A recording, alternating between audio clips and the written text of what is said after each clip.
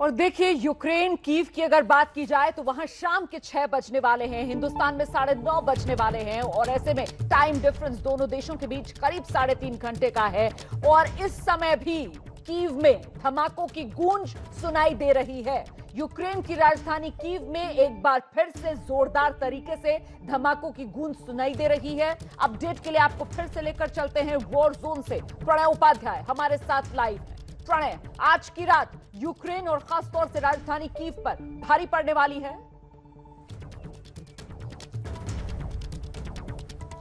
निश्चित रूप से बीते 12 घंटे बेहद भारी कहे जा सकते हैं रोमाना, कीव के लिए ही नहीं पूरे यूक्रेन के लिए, क्योंकि इस समय लाइव के लिए जिस समय हम खड़े हैं यहाँ भी अभी भी रह के धमाकों की 2 आवाज हमने सुनी है। और ये धमाके किस जगह पे हुए हैं, कीव से कितनी दूरी पर हुए हैं, इस बारे में कहना मुश्किल है क्योंकि हम यहाँ पे लाइव पे खड़े हैं। ताज़ा अपडेट सरकार की तरफ से आना बाकी है, लेकिन निश्चित रूप से लड़ाई इंटेंसिफाई हो रही है, लड़ाई रुकने की बजाय लड़ाई बढ़ रही है और ये धौरे धमाके लगातार इसी चीज का सबूत दे रहे हैं।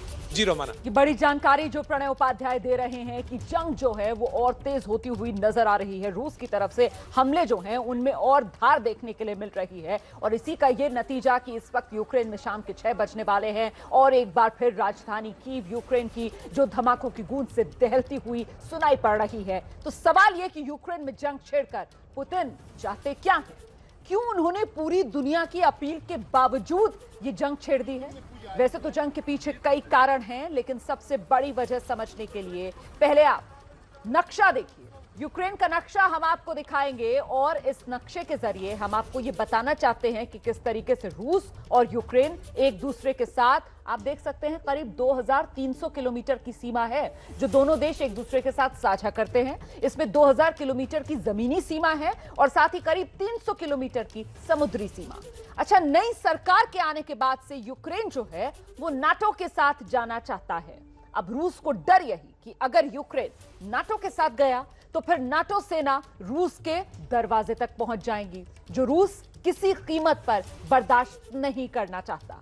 इसे यूक्रेन पर रूस के हमले का ट्रिगर पॉइंट कहा जा सकता है, लेकिन वजह सिर्फ एक नहीं है, इसकी परतों में और भी कई राज हैं। जंग की दूसरी बड़ी वजह यह है कि रूस अमेरिका को दबाव में लाना चाहता है, क्योंकि अफगानिस्तान से लौटा अमेरिका फौरन जंग में कूदने के लिए तैयार है नहीं।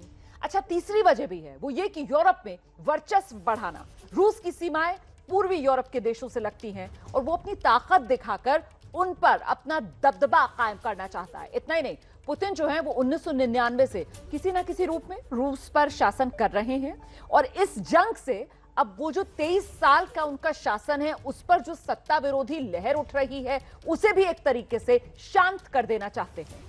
पांचवी बड़ी वजह ये कि यूएसएसआर से अलग होकर यूरोप के करीब गए देशों को इस तरह का संदेश भी देने की एक कोशिश है कि नाटो उनके आगे, मतलब रूस के आगे कुछ भी नहीं है। दरअसल यूएसएसआर से अलग हुए बहुत से देशों की सीमाएं जो हैं वो यूरोप से लगती हैं, जो धीरे धीरे यूरोपीय यूनियन और नाटो के साथ जा रहे हैं। रूस इसे अपने लिए खतरा मानता है। यूक्रेन से जंग की यही वजह है और इस बहाने वो यूरोप की ओर झुकने वाले देशों को भी एक कड़ा संदेश दे रहा है।